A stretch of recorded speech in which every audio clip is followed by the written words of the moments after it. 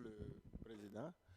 Moi aussi, depuis 2024 que je suis au Maroc, je suis très honoré. Et dans mes prises de position, je ne cesse de le répéter. Je me sens ici comme chez moi et je considère tous les Marocains et Marocaines comme des frères et sœurs, puisque j'ai été accueilli au-delà de mes attentes. Donc je ne cesse de le dire. C'est à moi aussi de vous remercier de votre hospitalier, remercier les autorités au plus haut niveau, notamment Sa Majesté, le roi Mohamed VI, que Dieu l'assiste, pour m'avoir accordé cette hospitalité et m'avoir accueilli comme chez moi. Étant là, je crois que mon devoir de reconnaissance envers le royaume, c'est de contribuer à propulser la dynamique qui est en cours au Maroc, et c'est ce que j'essaie de faire en prenant les initiatives, parfois totalement désincarnées ou sans interlocuteur, mais j'essaie d'avancer, quitte à tirer les leçons de mes actions et faire un bilan pour l'avancée. J'avance surtout avec l'une des citations de Sa Majesté, le roi Hassan II, que Dieu l'ait en miséricorde, qui disait n'attendez pas une action parfaite avant d'agir, agissez, et dès que vous allez commettre des erreurs, vous allez les réparer et continuer. Et le feu Hassan II, que Dieu l'ait en miséricorde, que j'ai eu par le président de l'OMA qui m'a donné cette citation, j'ai écrit ça noir sur blanc chez moi. Donc c'est ce que j'essaie d'appliquer au jour le jour pour être à la hauteur des défis. C'est vrai, l'Afrique a des défis très immenses et pour relever ces défis, ce qu'il nous faut, c'est d'abord deux choses. La première chose, ce sont les compétences. Le professeur Arakad l'a dit, c'est notre priorité de construire les compétences, de construire les talents, de construire les experts et d'avoir une diplomatie d'expertise. C'est ça qu'il nous faut aujourd'hui. La deuxième chose qu'il nous faut, c'est l'organisation, la discipline, la structuration de nos modèles de développement, de nos pensées, de notre culture et de notre savoir, ce que le professeur Arakat appelle la codification du savoir. Je crois que si on arrive à réussir sur ces deux chantiers, on aura réalisé quelque chose de très important pour dire qu'aujourd'hui, l'Afrique est en train de partir sur le bon départ. Et pour le faire, je l'ai dit une fois, je vais le répéter, dans tout le monde entier, il y a toujours des pays qui assurent la locomotive, qui jouent le rôle de leadership structurel.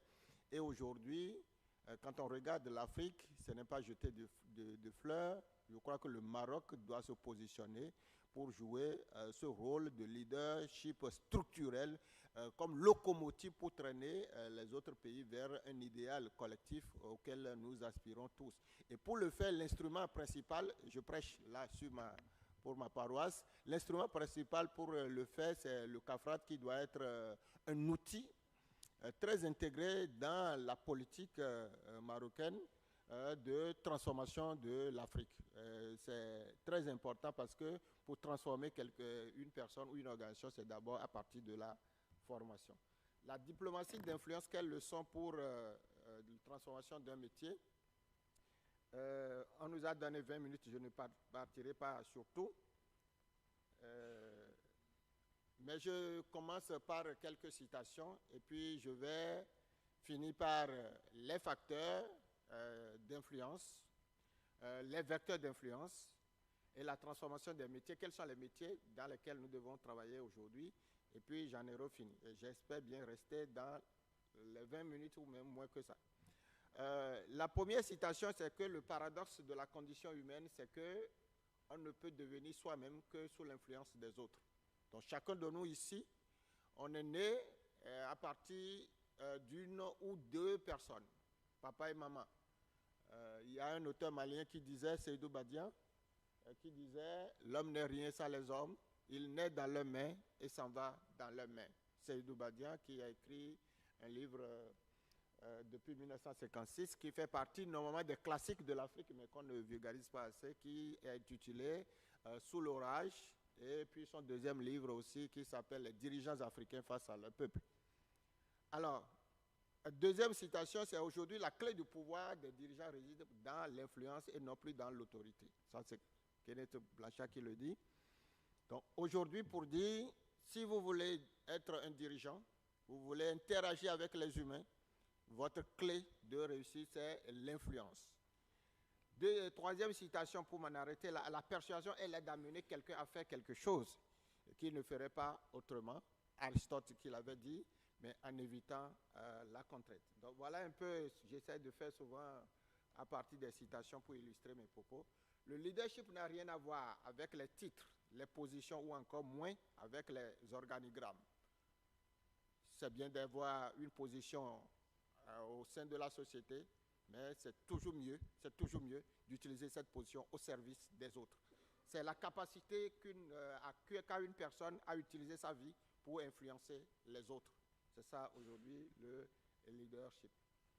Donc, comme je disais tout à l'heure, quand on voit aujourd'hui la question de l'influence qui revient chaque fois, qui consiste en 3 mots. Premier mot, la persuasion, la séduction et la conviction, c'est-à-dire convaincre quelqu'un à faire quelque chose de façon douce, sans la contrainte et sans la violence, qui amène à utiliser normalement les outils de communication, les outils de négociation et les outils également de neurosciences ou de sciences cognitives.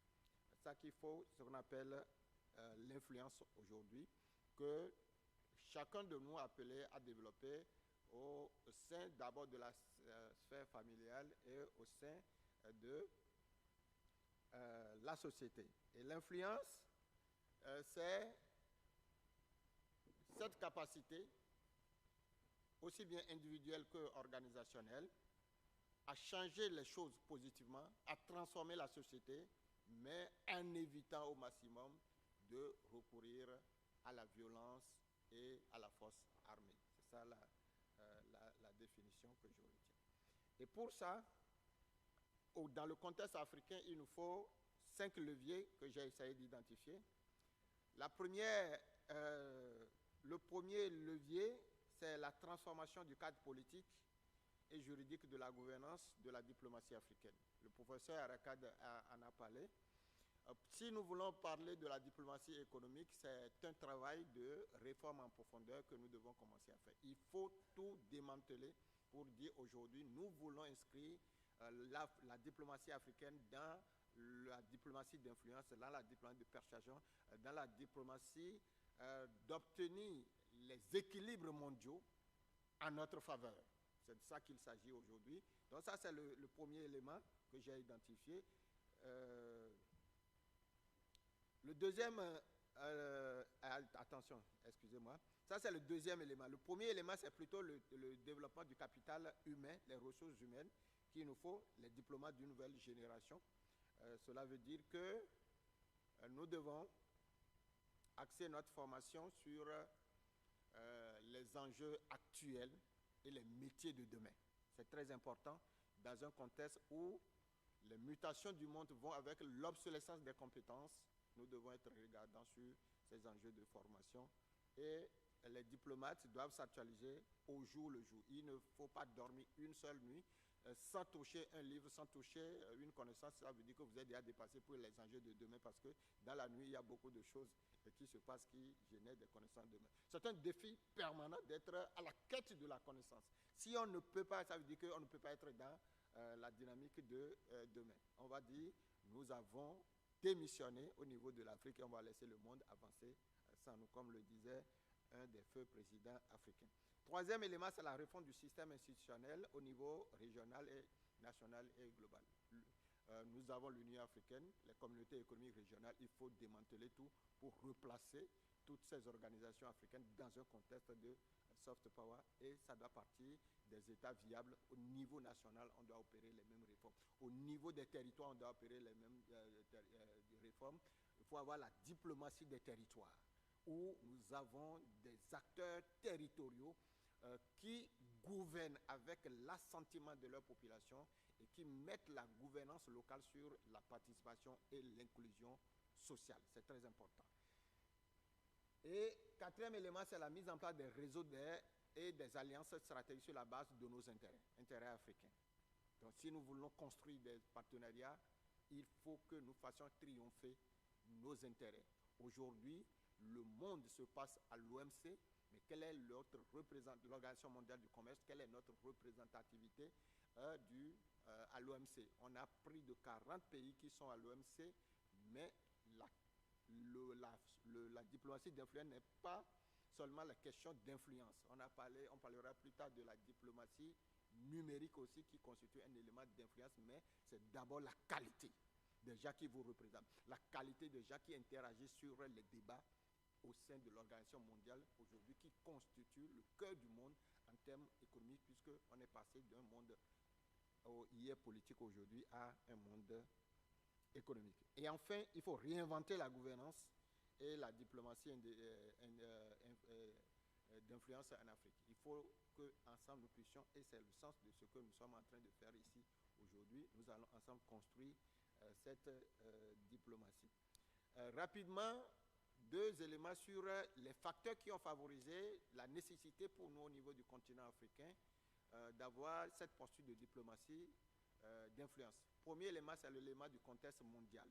Beaucoup en ont parlé, je ne vais plus insister là-dessus. L'élément important, en plus de tout ce que les autres ont déjà dit sur le contexte mondial, c'est que nous sommes rentrés dans une époque où on est en train d'assister à l'émergence de plusieurs pouvoirs sur lesquels je vais revenir, mais surtout la rivalité stratégique entre les États.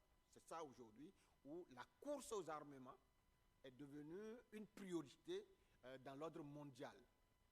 Mais l'Afrique, aujourd'hui, ne s'inscrit pas dans cette dynamique de la course aux armements. La première force de dissuasion est réservée à un cercle restreint. Au niveau du Conseil de sécurité, notre présence est limitée, pour ne pas dire nulle, puisque nous ne pesons pas sur les décisions des 5 les plus grands pays en termes de droit de veto. Donc voilà un peu l'élément du contexte mondial aujourd'hui. Et quand on prend le commerce mondial, la part de l'Afrique, c'est 2,6% au mieux. Et constitué rien que des matières premières. Il n'y a pas de matière transformée, la transformation. Les chaînes de valeur, on est au bout des chaînes de valeur mondiales. Début et la fin. On produit, mais la chaîne, on est coupé à l'intérieur. Sur les valeurs, on n'est pas sur les valeurs. Donc, il nous faut changer ces perceptions. Le deuxième élément de contexte, comme disais-je, c'est au niveau de notre continent africain même.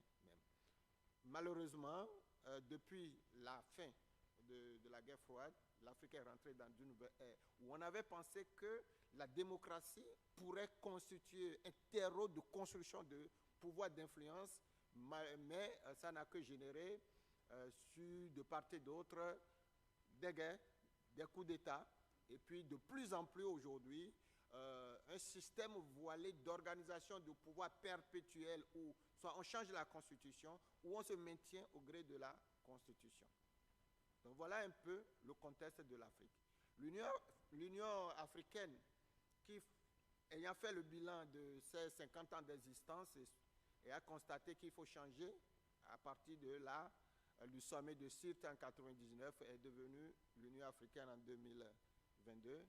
Aujourd'hui, ne répond plus aux enjeux de soft power comme on est en train de le dire ce soir. Il va falloir également un sursaut au niveau de cette organisation pour qu'elle soit au rendez-vous des enjeux d'aujourd'hui. Donc, ces éléments de contexte nous amènent à nous positionner pour dire qu'est-ce que nous pouvons faire dans cet environnement qui est aujourd'hui un environnement qui avance très, très, très, très vite.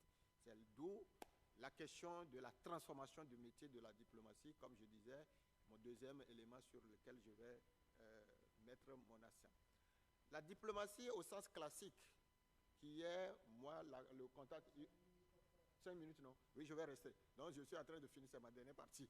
Donc, la diplomatie, au sens classique, c'est ce qu'on appelle le contact humain. Donc, un diplomate, celui qui a la facilité du contact humain. Donc, aujourd'hui, cette dimension du contact humain s'est développée pour les diplomates. Quand on voit la Convention sur les relations diplomatiques, l'article 3, on voit qu'il y a cette dimension qui est au cœur de cet article 3 qui est de dire entrer en contact avec autrui pour obtenir quelque chose à travers la négociation et non avec le pouvoir. Et c'est ce qu'on est en train de dire ce soir, c'est que les éléments de contexte ont renforcé cette dimension avec une économie qui est devenue mondialisée et globale, et l'influence aussi est devenue globale. Est influent aujourd'hui celui qui arrive à transformer son économie et avoir des gains pour la croissance, mais pour la lutte contre la pauvreté à l'intérieur. La Chine engrange plus de 60% de son commerce extérieur. Donc cela veut dire qu'elle sait mettre à profit son soft power. Donc cette évolution de la diplomatie classique vient aujourd'hui à trouver un terrain pour se positionner vers la diplomatie d'influence. Et dans la diplomatie d'influence, on a plusieurs métiers. Le premier, la diplomatie économique, le professeur Arakat en a parlé, qui a en son sein également d'autres branches, dont la branche qui concerne la diplomatie économique multilatérale, la diplomatie économique bilatérale et tout ce qui concerne aujourd'hui les questions de stratégie économique à définir pour avoir des gains sur le marché. Deuxième métier, grand métier aussi, c'est la diplomatie culturelle aujourd'hui qui se développe, où les diplomates doivent être des spécialistes de pouvoir obtenir quelque chose sans la violence.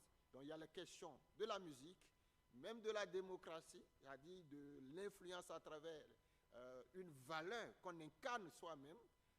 Ça peut être une valeur démocratique, une valeur humaine, une valeur de solidarité qu'on peut diffuser à travers les normes qu'on a dit, donc à travers le droit, à travers la formation, à travers les talents, à travers la coopération universitaire, autant au niveau de tout là. Mais l'élément important au niveau de la diplomatie culturelle, c'est que les diplomates aujourd'hui doivent disposer d'un réseau relationnel très important à travers les technologies de l'information et de la communication, l'IA, le numérique. Il faut avoir une relation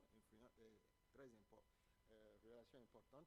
Et dans ce que j'appelle le nation branding, le diplomate aujourd'hui doit avoir une formation sur le nation branding qui consiste à donner ou à promouvoir l'image de son pays à l'international à travers, troisième élément, la diplomatie publique qui met le diplomate en contact avec les universités comme ce qu'on est en train de faire ici, les vecteurs de l'influence dans le pays étranger qui sont les chercheurs, les universitaires, les formateurs qui formatent l'esprit à travers l'écrit que ces diplomates-là forment. Donc, en dehors de ça, je finis par trois mots. On a la diplomatie d'influence qui va maintenant avec la communication d'influence, la négociation d'influence, le marketing d'influence, qui sont autant de métiers dans lesquels le diplomate aujourd'hui doit se former pour être un diplomate d'influence, un diplomate qui utilise les réseaux sociaux, non pas pour être influenceur comme dans les capitales africaines, mais être un influenceur pour l'intérêt de son pays, pour pouvoir dessiner le cours du monde. Aujourd'hui, ce qui se passe, l'Afrique doit dire quelque chose. L'Afrique doit se positionner, et c'est pour ça que nous sommes ici pour dire il faut construire une réflexion, un pouvoir d'influence pour changer les choses, parce que la guerre d'influence est déjà déclenchée, la guerre des talents est déjà déclenchée. Si nous nous taisons, tout sera fait comme à la conférence de Berlin. Je vous remercie.